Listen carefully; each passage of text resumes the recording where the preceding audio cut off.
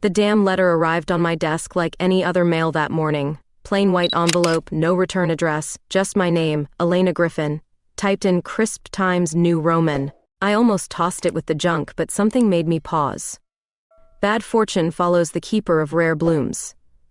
The words stared back at me, each letter carefully cut from magazines. How cliché, I thought, trying to laugh it off. But my hands trembled slightly as I read it again. I glanced around my research greenhouse, where my precious orchids hung in their carefully controlled environment. After 15 years as a botanist, these rare beauties were my life's work. The letter felt like ice in my hands. "Hey Elena, the Paphiopedilum samples need checking," my assistant called from across the greenhouse. I quickly stuffed the letter in my lab coat pocket. "Coming," I shouted back, but my mind was elsewhere. The past week had been rough. 3 rare specimens had mysteriously died, and now this letter. I needed a distraction, something completely removed from my world of plants and research. That's how I found myself enrolling in a literature course at the local community college. Victorian Poetry and Nature, the course catalog read. Perfect, just intellectual enough to engage my mind, but far enough from botany to let me breathe. The classroom was smaller than I expected, maybe 15 students total. I chose a seat near the back, feeling oddly out of place with my blonde hair twisted in its usual messy bun, lab notes still stuffed in my bag. Then she walked in. Tall, confident stride, dark brown hair falling in perfect waves. The professor introduced her as Caroline Kelly, guest lecturer and director of the Colorado Springs Botanical Gardens. My heart did a little skip. I knew of her work, of course, but had never met her in person. "Today, we're discussing Emily Dickinson's garden imagery," Caroline began, her blue eyes scanning the room. They lingered on me for a moment longer than necessary. The discussion turned to Dickinson's In the Garden poem.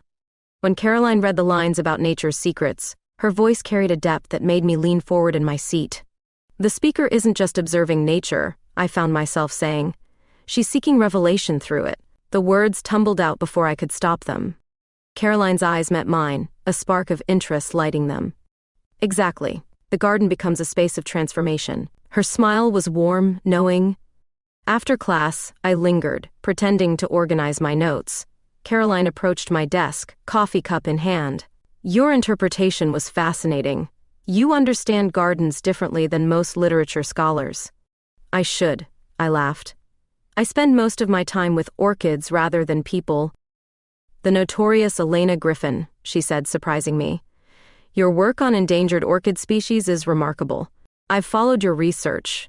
The way she said my name made my cheeks flush. Here was someone who understood both worlds, the scientific precision of botany and the wild beauty of poetry. As we talked, the threatening letter felt distant, almost forgotten. But later that night, as I locked up my greenhouse, the words came back to haunt me. Bad fortune follows the keeper of rare blooms. I looked at my orchids, delicate and vulnerable in the growing darkness. Something was starting, something that would change everything. I just didn't know if I should be excited or terrified. Over the next few weeks, Caroline and I fell into an easy rhythm of meeting after class to discuss poetry. The campus coffee shop became our sanctuary, where conversations about Dickinson's gardens bloomed into deeper discussions about Victorian flower language.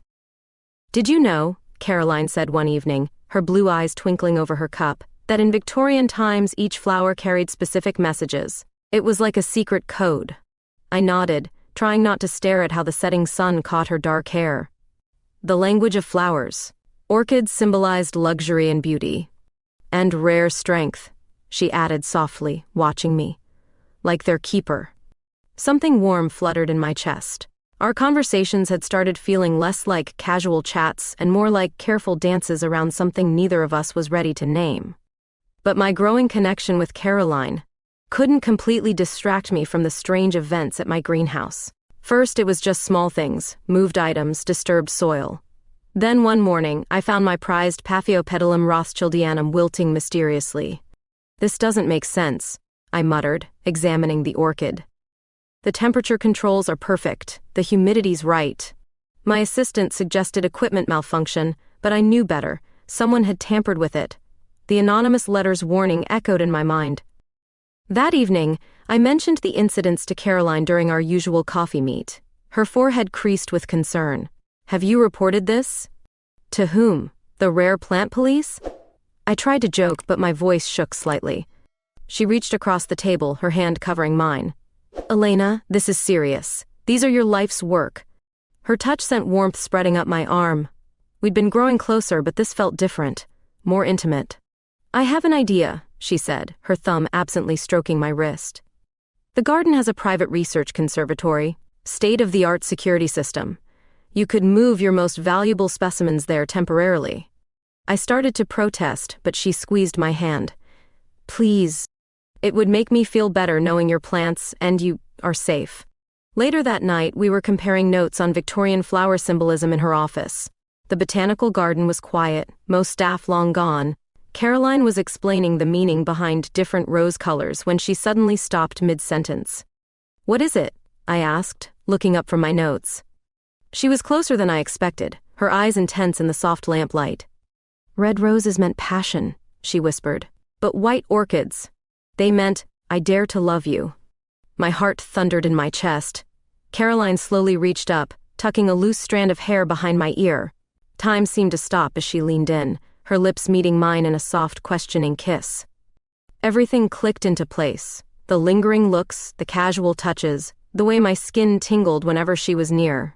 I kissed her back, letting months of unspoken feelings flow between us. When we finally pulled apart, Caroline rested her forehead against mine. I've wanted to do that since you first spoke about Dickinson's garden, she admitted. I laughed softly, my fingers tracing her jawline. And here I thought we were just discussing poetry, but our moment was interrupted by a crash from somewhere in the garden. We jumped apart, startled. Caroline quickly went to investigate, but found nothing amiss. Still, as I drove home that night, my lips still tingling from our kiss, I couldn't shake the feeling that someone had been watching us. The anonymous letter's warning felt more ominous than ever. But now I had more than just my plants to worry about protecting. Something beautiful was growing between Caroline and me, but like my rarest orchids, it felt fragile and threatened. I just hoped we were strong enough to weather whatever storm was coming. The threats escalated faster than spring flowers after rain. This morning, I found another letter pinned to my greenhouse door. Your precious blooms will wither, just like you. The paper trembled in my hands as I read it. Inside, my worst fears were confirmed. 3 more rare orchids, specimens I'd spent years cultivating, lay browning and lifeless in their pots. This wasn't random anymore. Someone knew exactly which plants were most valuable, both financially and emotionally. I called Caroline immediately. She answered on the first ring as if she'd been waiting for my call. Elena? What's wrong? They're dead, my voice cracked. My rarest specimens, someone knew exactly which ones to target. Pack your essential specimens now. Caroline's voice was firm, brooking no argument. You're moving them to my private conservatory today. I won't take no for an answer. 2 hours later, I stood in Caroline's state-of-the-art conservatory, watching as she personally supervised the installation of my surviving orchids. The space was perfect, climate-controlled, security-monitored, and most importantly, accessible only through her private key card. There's something else, Caroline said, once the last plant was settled. She led me to her office, pulling out a folder. I've been doing some digging. You're not the first botanist to receive threatening letters. My heart skipped. What do you mean? 3 other researchers, all working with rare species, got similar threats in the past year. All of them eventually lost their specimens. She spread out newspaper clippings across her desk. I sank into a chair, the reality of the situation hitting me. This is organized, professional. Which is why you're staying here too, Caroline said quietly. I have a small apartment attached to the conservatory. It's yours for as long as you need it. I started to protest, but she silenced me with a look. Elena, please. I couldn't bear it if something happened to you. The intensity in her blue eyes made my breath catch. She moved around the desk, pulling me to my feet and into her arms. Let me protect you, she whispered against my hair. That evening, Caroline opened a bottle of wine in her conservatory apartment. We sat surrounded by my rescued orchids, talking about everything and nothing. The wine loosened our tongues, and soon we were sharing stories we'd never told anyone else. I've never felt this way about anyone before, Caroline admitted, her fingers tracing patterns on my palm. It terrifies me how much I care about you. The soft lighting caught the silver in her dark hair, making her look almost ethereal. I leaned in, drawn by an irresistible force, and kissed her. She responded immediately, pulling me closer. We made love there, surrounded by the gentle whisper of leaves and the sweet scent of orchids. Caroline's touches were like poetry written on my skin, each caress a verse of devotion. In that moment, all the threats and fear seemed distant, unimportant. Afterward, lying in Caroline's arms, I watched moonlight filter through the conservatory glass. "Do you think they'll find us here?" I whispered. She tightened her hold on me. "Let them try. This is my domain, Elena. Nothing can hurt you or your plants here." But even as she said it, a shadow moved across the moonlit glass. I told myself it was just a tree branch, but deep down, I knew better. Our sanctuary wasn't as secure as we thought, and somewhere out there someone was watching, waiting. I snuggled closer to Caroline, drawing strength from her presence. Whatever was coming, at least we'd face it together. But I couldn't shake the feeling that our story was about to take a darker turn, like a beautiful flower hiding poison in its depths. Moving my research to Caroline's botanical garden felt like entering a different world. The conservatory became my new sanctuary, filled with rare specimens and state-of-the-art equipment that most botanists only dream about. Caroline gave me full access to her private research facilities. "Consider it your home," she said, her blue eyes sparkling as she handed me my security badge. "Though I hope you'll consider sharing more than just workspace." Working alongside Caroline was intoxicating. She'd stop by my station throughout the day, bringing coffee or simply standing close enough that I could smell her subtle perfume. Our professional discussions often turned personal, punctuated by stolen kisses between experiments. One morning while I was cataloging native Colorado species, Caroline burst into the lab. "Elena, you need to see this." Her excitement was contagious as she led me to a secluded corner of the garden. There, hidden among indigenous plants, bloomed a species we thought extinct in the wild. "Cypripedium fasciculatum," I breathed, kneeling beside the delicate orchid. "How is this possible?" "Nature always finds a way," Caroline said, watching me with that intense gaze that made my skin tingle. "Like us." We spent the next week documenting our discovery. Caroline insisted on keeping it secret until we could ensure the plant's protection. "Some things are too precious to risk," she said, though her eyes were fixed on me rather than the orchid. Our days fell into a comfortable rhythm. Mornings in the research lab, afternoons exploring the garden's hidden corners, evenings spent planning conservation strategies. But it was the nights I treasured most. One evening, Caroline suggested a moonlight walk through the garden. The air was heavy with the scent of night-blooming flowers, and the pathlights cast soft shadows around us. "I never showed anyone else this place," she said, leading me through a hidden gate. Beyond lay a secret garden, filled with luminescent plants that glowed softly in the darkness. "It's beautiful," I whispered, watching the ethereal display. But when I turned to Caroline, she wasn't looking at the plants. "You're beautiful," she said softly, pulling me close. Her kiss tasted like moonlight and possibility. We swayed together among the glowing flowers, lost in our own world. Later, as we lay on a blanket beneath the stars, Caroline traced patterns on my bare shoulder. I never thought I'd find someone who understands both the science and the poetry of plants. I propped myself up on an elbow, studying her face in the moonlight. I never thought I'd find someone who makes me feel both completely safe and absolutely terrified. She laughed softly. "Terrified?" "Of how much I feel for you," I admitted. "Of how quickly you've become essential to me." Caroline's response was to pull me down for another kiss, slow and deep. The garden around us seemed to pulse with life and promise. But even in our perfect moment, reality intruded. A security alarm blared in the distance, making us both jump. Caroline quickly called it just a false alarm, a system glitch. Yet as we walked back to the conservatory, holding hands in the darkness, I couldn't shake the feeling that our bubble of happiness was fragile. The threats might have stopped, but something told me our troubles weren't over. Back in our apartment above the garden, I watched Caroline sleeping peacefully beside me. The moonlight silvered her dark hair, and I felt that familiar ache in my chest, love mixed with fear of loss. My rare orchids were thriving in their new home. I was falling deeper in love each day, and yet, the anonymous letter's warning still echoed in my mind. Bad fortune follows the keeper of rare blooms. I curled closer to Caroline, drawing comfort from her warmth. Whatever storms were coming, I had found my safe harbor. I just prayed it would be strong enough to weather what lay ahead. The email from the grant committee hit like a sucker punch to the gut. Due to unforeseen circumstances, we regret to inform you. I read it 3 times, hoping the words would somehow change. My research grant, the funding that supported my entire rare orchid conservation project, had been mysteriously canceled. No explanation, no appeal process, just a cold formal notice ending years of work. "This makes no sense," Caroline said, pacing her office after I showed her the email. "Your research results are exemplary. The preliminary reviews were all positive." I sank into her leather chair, feeling numb. "Without this funding, I can't continue the preservation program, all those endangered species." Caroline stopped pacing and knelt before me, taking my hands in hers. "We'll figure this out. The garden can provide temporary funding." A sharp knock interrupted us.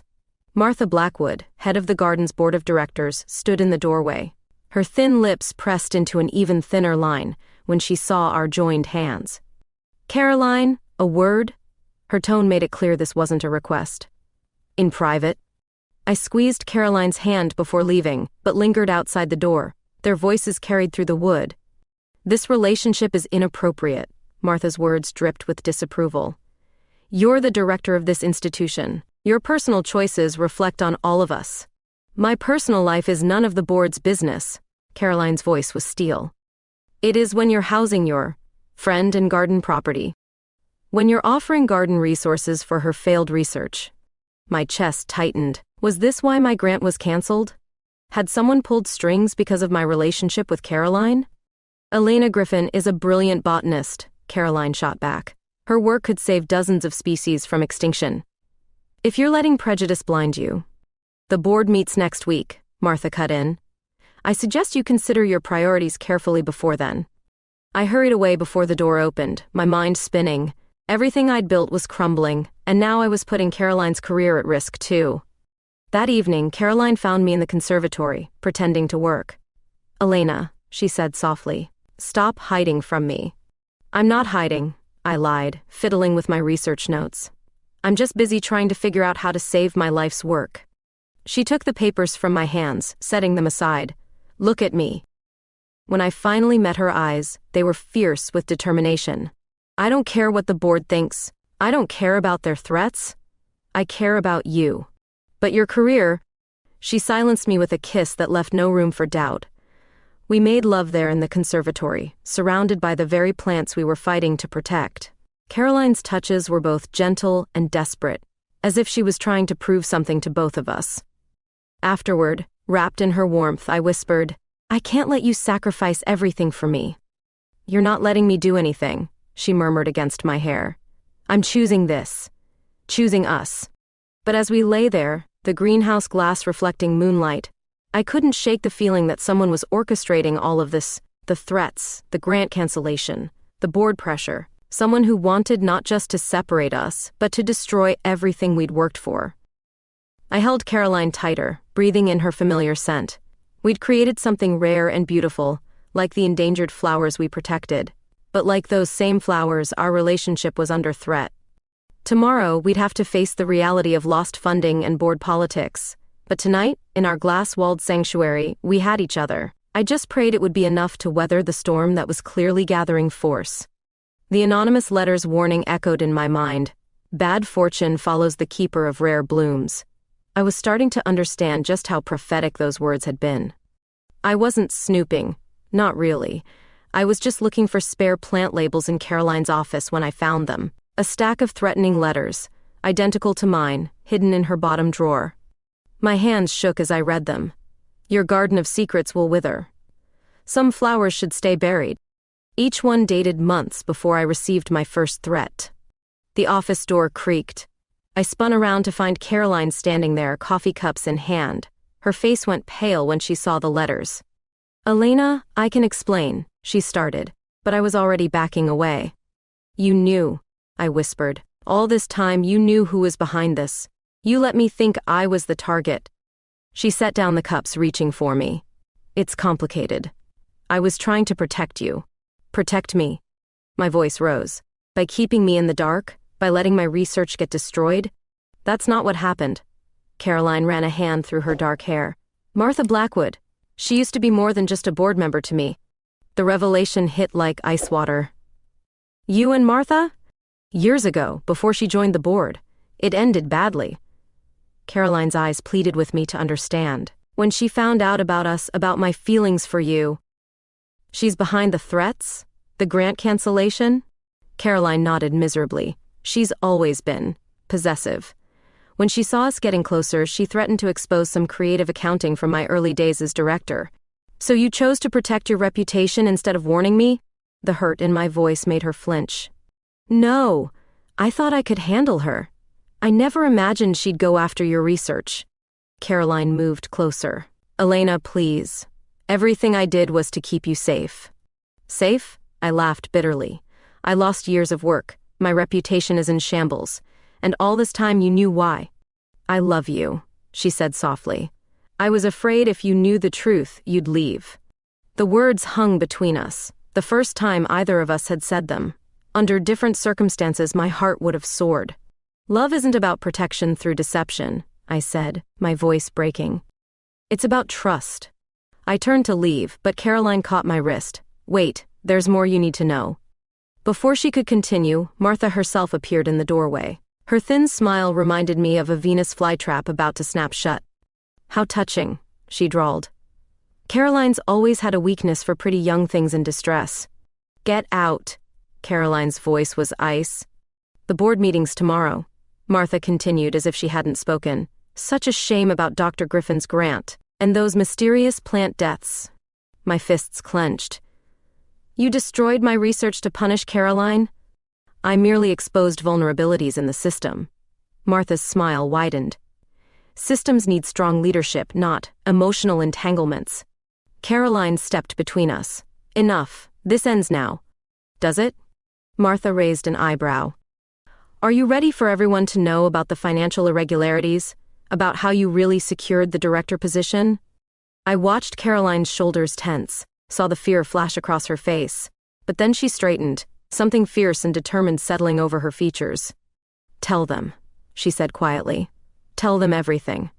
I'm done letting you poison everything good in my life. Martha's smile faltered. For the first time, she looked uncertain. I moved to Caroline's side, taking her hand. The touch seemed to give her strength. You can destroy my career, Caroline continued. But you can't destroy this. What Elena and I have, it's rare, beautiful. And I choose it over everything else. Martha's face twisted with rage, but before she could respond, I stepped forward. And I'd choose forgiveness, I said, surprising myself as much as Caroline. Not for you, Martha, but because love isn't about keeping secrets. It's about having the courage to face truth together. As Martha stormed out, Caroline turned to me, tears in her eyes. I'm so sorry, can you really forgive me? I pulled her close, kissing her softly. We protect rare things by bringing them into the light, I whispered against her lips, not by hiding them in darkness. Outside the office window, the setting sun painted the garden in shades of gold. Tomorrow would bring its own challenges, but tonight, truth had finally bloomed between us, as delicate and precious as any rare flower. The botanical conference hall buzzed with anticipation. I stood backstage, gripping my presentation notes until my knuckles turned white. This wasn't just any presentation. It was my first public appearance since the grant cancellation scandal. Breathe, Caroline whispered, adjusting my collar. You've got this. Your research speaks for itself. I caught her hand, drawing strength from her touch. After everything we'd been through, her faith in me never wavered. Ladies and gentlemen, the moderator announced, please welcome Dr. Elena Griffin, presenting her groundbreaking work on endangered orchid species preservation. Walking onto that stage felt like stepping into battle. But as I began speaking about my research, something magical happened. The audience leaned forward, captivated by the data showing unprecedented success rates in preserving endangered species. Through our innovative cultivation techniques, I explained, clicking through slides of thriving orchids, we've achieved an 85% survival rate for species previously considered impossible to maintain in captivity. The questions afterward were enthusiastic, focused entirely on the science. Not one person mentioned the grant controversy. As I stepped down from the podium, the applause was thunderous. That was brilliant, Caroline beamed, hugging me tight. Did you see their faces when you showed the survival statistics? Before I could respond, we were surrounded by fellow botanists eager to discuss collaboration opportunities. Several offered research partnerships, complete with funding. Dr. Griffin, a distinguished-looking woman, approached. I'm from the International Botanical Conservation Society. We'd love to feature your work in our next journal. Later, at the conference reception, Caroline couldn't stop grinning. You've done it, love. You've shown them all what really matters: the science, the plants, the preservation of beauty. She was right. Despite Martha's attempts to discredit me, the botanical community had judged my work on its merits, and they'd found it worthy. We slipped away from the reception early, heading to our favorite spot in the garden. The evening air was sweet with jasmine, and fairy lights twinkled in the trees. I have something for you, Caroline said, pulling out a small box. Inside lay a delicate silver pendant shaped like an orchid. It's beautiful, I whispered, as she fastened it around my neck. Like you, she murmured, her fingers lingering on my skin. Strong and rare and absolutely remarkable. We made love under the stars, celebrating more than just professional victory. Each touch felt like validation, every kiss a reminder that we'd chosen truth over fear. Afterward, wrapped in Caroline's embrace, I traced patterns on her shoulder. The board meeting's tomorrow. Let them try to separate us now, she said fiercely. Your research is making headlines. They can't ignore that. But your position is less important than being true to myself. She propped herself up on an elbow, looking down at me intently. I spent too many years hiding who I am, letting people like Martha control me through fear. No more. I reached up to touch her face, marveling at how this incredible woman had chosen me. We're stronger together. Like your orchids, she smiled, thriving against all odds. A shooting star streaked across the sky, and I made a silent wish. Not for professional success or vindication, but for these moments with Caroline, this love that had bloomed so unexpectedly in my life. Tomorrow would bring its challenges. The board might still try to force Caroline out. There might be more battles ahead, but tonight, under a canopy of stars, we were exactly where we needed to be. I fingered the orchid pendant, thinking how fitting it was. Like the rare flowers we protected, our love had faced threats and challenges. But also like those flowers, it had proven resilient, beautiful, and absolutely worth fighting for. What are you thinking about? Caroline asked softly. About how some things need to be protected, I answered, and how others are strong enough to protect themselves. She kissed me then, slow and deep, and I knew that whatever tomorrow brought, we'd face it together, standing tall like the rarest blooms in our garden of truth. The truth hit like a thunderbolt during the emergency board meeting. Martha wasn't just Caroline's ex, she was the anonymous sender who'd been threatening us both. I can explain everything. Martha's composure cracked as security escorted her into the boardroom. The evidence spread across the table was damning. Copies of threatening letters, surveillance footage, even receipts for magazine clippings. Caroline stood at the head of the table, every inch the garden director, despite her obvious exhaustion.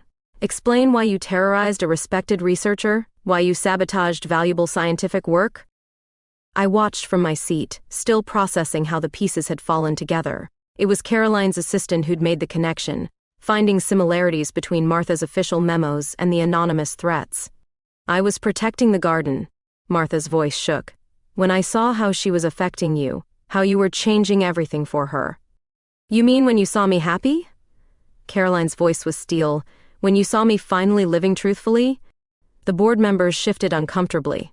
This wasn't just about professional misconduct anymore. It was about personal vendetta, about someone unable to let go of the past. Do you know what you nearly destroyed? I spoke up, surprising myself. Those orchids weren't just plants, they were hope for entire species. Some of them might be extinct now because of your jealousy. Martha's face twisted. You don't deserve her. You swanned in here with your grants and your research, taking everything I'd worked for. That's enough, the board chairman interrupted. Ms. Blackwood, you're facing serious charges. Professional sabotage, harassment, potential federal crimes involving grant interference. As security led Martha away, I caught a glimpse of something broken in her eyes. Despite everything she'd done, I felt a flicker of pity. Love turned toxic was still, at its root, love. Later that evening, Caroline and I sat in her office, processing the day's events. My research grant had been reinstated with a formal apology, and Martha had resigned from the board. I should have seen it, Caroline sighed, rubbing her temples. All those years working together, I never realized she was capable of this. I moved behind her chair, massaging her shoulders. Sometimes we don't see what we don't want to see. She leaned back into my touch. I kept our past relationship secret because I was ashamed, not of her, but of how long I let her influence my decisions. The past shapes us, I said softly, but it doesn't define us. Caroline turned, pulling me into her lap. When did you get so wise? Probably around the same time I fell in love with a brilliant garden director who taught me that growth requires both darkness and light. She kissed me then, slow and sweet, healing and promise wrapped together. Outside her office window, the garden glowed in the evening light, our rare orchids thriving in their protected sanctuary. I've been thinking, Caroline said when we finally parted. The garden's due for expansion. We could use a new research director. My heart skipped. Are you offering me a job? I'm offering you a partnership, she smiled. In every sense of the word. I pretended to consider it, even as joy bubbled up inside me. Won't people talk? The director and the research head? Let them, she said firmly. I'm done hiding who I am and who I love. As if in response, the evening air filled with the sweet scent of night-blooming flowers. Our garden was healing, just like we were, growing stronger through adversity. Besides, Caroline added with a mischievous smile, I hear the director gives excellent benefits. I laughed, kissing her again. The worst was behind us now. Martha's demons had been exposed to the light, like the roots of a struggling plant finally given room to breathe. Tomorrow would bring new challenges, budget meetings, research proposals, the constant dance of preservation and progress. But tonight, in this office where our story began, we could simply be two women who'd found each other among rare blooms and rarer chances. So, Caroline murmured against my lips, is that a yes? I answered with another kiss, knowing that sometimes the most beautiful things grow from the darkest soil. Spring brought new life to the botanical garden. Caroline and I spent countless hours planning the rare species section, a testament to second chances and fresh beginnings. What do you think about creating microhabitats? I asked, spreading blueprints across our shared office desk. We could showcase how these species adapt to different environments. Caroline leaned over my shoulder, her presence warm and familiar. Brilliant idea. We could make it educational and beautiful. The garden's renovation had become our shared passion project. Every decision we made together, from climate control systems to viewing platforms, reflected our combined vision. But not everyone appreciated our partnership. Despite Martha's departure, whispers still followed us through the garden paths. Some board members questioned the appropriateness of our relationship. Did you see the email from Thompson? Caroline sighed one morning. He's concerned about public perception again. I squeezed her hand. Let them talk. Our work speaks for itself. And it did. Under our joint leadership, the garden had secured more research grants than ever before. Our rare species program was becoming a model for conservation efforts worldwide. One evening, as sunset painted the greenhouse in amber light, Caroline led me to the rooftop garden we'd created together. String lights twinkled overhead, and the air was heavy with the scent of night-blooming jasmine. Elena, she said softly, taking my hands in hers. Remember when we first met, discussing Emily Dickinson's garden poems? I smiled at the memory. You said gardens were spaces of transformation. They are.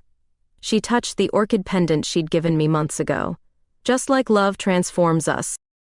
My heart began to race as she dropped to one knee.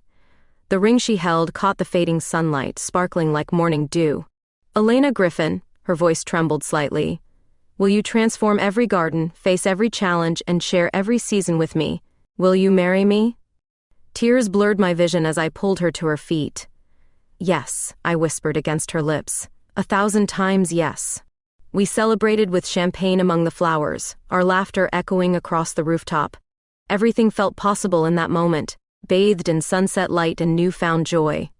The next morning, we faced the board together to present our engagement alongside plans for the garden's future. Some members shifted uncomfortably, but others smiled warmly. Your personal lives are your own, Chairman Rogers said finally. As long as the garden continues to thrive under your leadership, you have our support.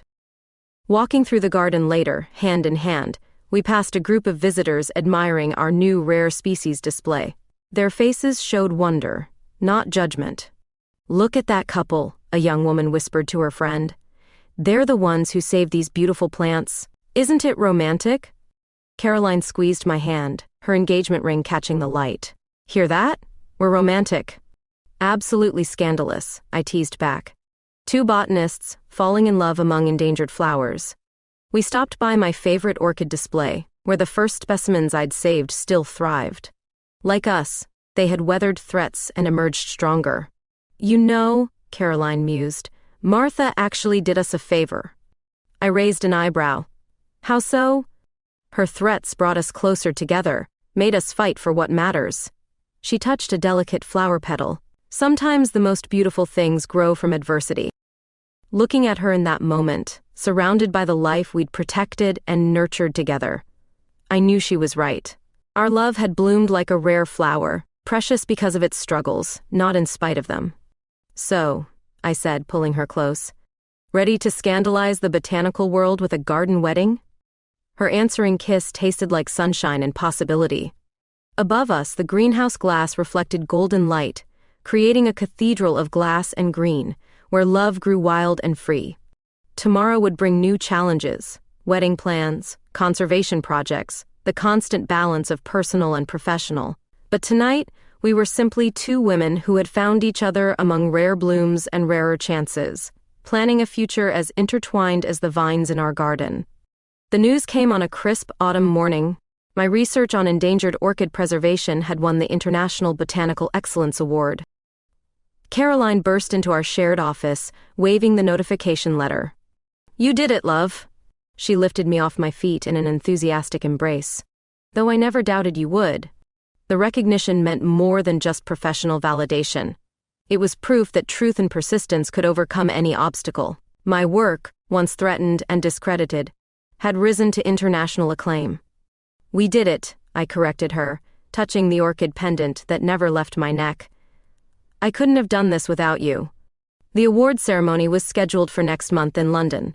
As I prepared my acceptance speech, I couldn't help reflecting on how far we'd come from those first threatening letters and whispered judgments. "Listen to this part," I said to Caroline, reading from my draft. "In preserving rare species, we preserve hope itself, hope that beauty can survive in an increasingly hostile world." She wrapped her arms around me from behind. "Perfect. Just like you." Back at the garden, changes were blooming everywhere. Caroline had successfully restructured the board, bringing in younger, more progressive members. Our rare species section had become a major attraction, drawing visitors and researchers from around the world. "Dr. Griffin," a young botanical student, caught me between meetings. "Your paper on adaptive cultivation techniques changed everything. Would you consider mentoring me?" These moments made every struggle worthwhile. Seeing the next generation passionate about conservation, about protecting Earth's rarest treasures. One evening, I found Caroline in our rooftop garden, surrounded by candlelight. She'd prepared dinner among the flowers, my favorite dishes, champagne chilling in an ice bucket. "What's the occasion?" I asked, though my heart swelled at her thoughtfulness. "Do I need one?" She pulled out my chair. "Maybe I just want to celebrate us." Over dessert, she shared her plans for the garden's future. "I'm thinking of establishing a scholarship program," she said, "for young women in botanical research." "That's brilliant." I reached for her hand across the table. "Opening doors for others like us." "Speaking of opening doors," she smiled mysteriously, "I have another surprise." She led me to the greenhouse where we'd first kissed. Inside, she'd transformed the space into a private sanctuary. Fairy lights twinkled among the leaves, and soft music played from hidden speakers. "Dance with me," she whispered, pulling me close. As we swayed among the rare blooms we'd saved together, I felt tears prick my eyes. Every hardship, every battle had led to this perfect moment. "Remember when you first moved your orchids here?" Caroline murmured against my hair. "You were so worried about them surviving." I laughed softly. "And look at them now, thriving, just like us." She pulled back slightly, her blue eyes intense in the soft light. "You know, there's something poetic about it. How love and rare flowers both need the right conditions to bloom. Protection, I added, thinking of our journey. Understanding. Trust, she finished, kissing me tenderly. And courage to stand in the light. We made love there in our greenhouse sanctuary, surrounded by the living testimony of our shared passion. Each touch was a celebration of survival, of love that had grown stronger through adversity. Later, wrapped in Caroline's embrace, I watched moonlight filter through the glass ceiling. The garden around us hummed with nocturnal life, night-blooming flowers opening their petals, moths dancing between the leaves. "What are you thinking about?" Caroline asked, tracing patterns on my skin. "How sometimes the most beautiful things grow in unexpected places," I answered. "Like rare orchids in a hostile world, like us." She pulled me closer, and I breathed in her familiar scent, earth and flowers and home. Tomorrow would bring new challenges, new battles to fight. But tonight, in our garden of rare blooms and rarer love, everything was perfect. "I love you," I whispered into the quiet night. "More than all the rare flowers in the world." Her answering kiss tasted like moonlight and possibility, like seeds waiting to bloom into something even more beautiful.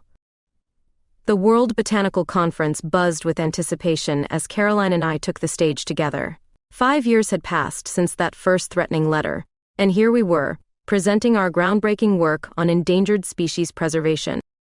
"Ladies and gentlemen," Caroline began, her voice strong and clear, "what you're about to see represents not just scientific achievement, but the power of persistence, truth, and love."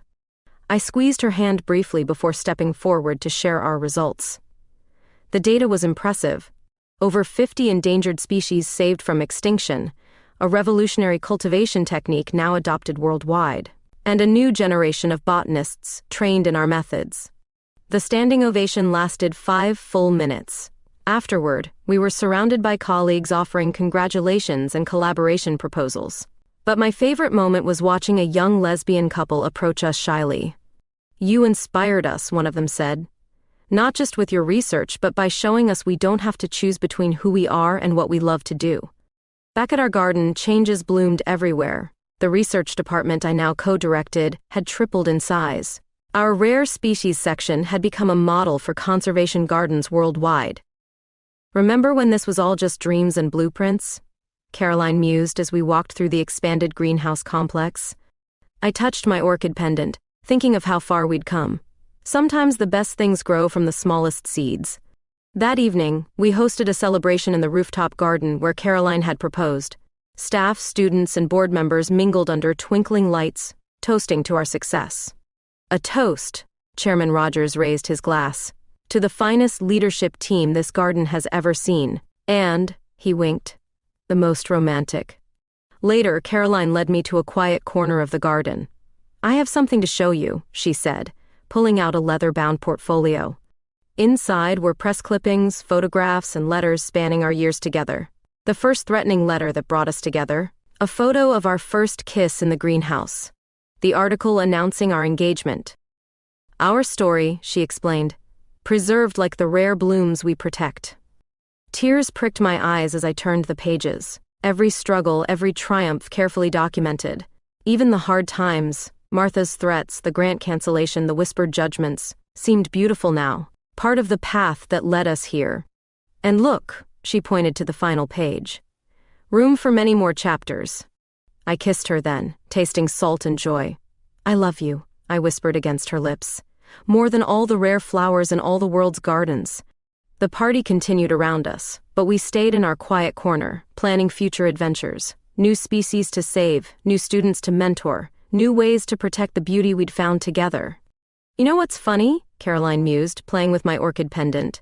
"Martha thought she could destroy us by threatening what we loved most.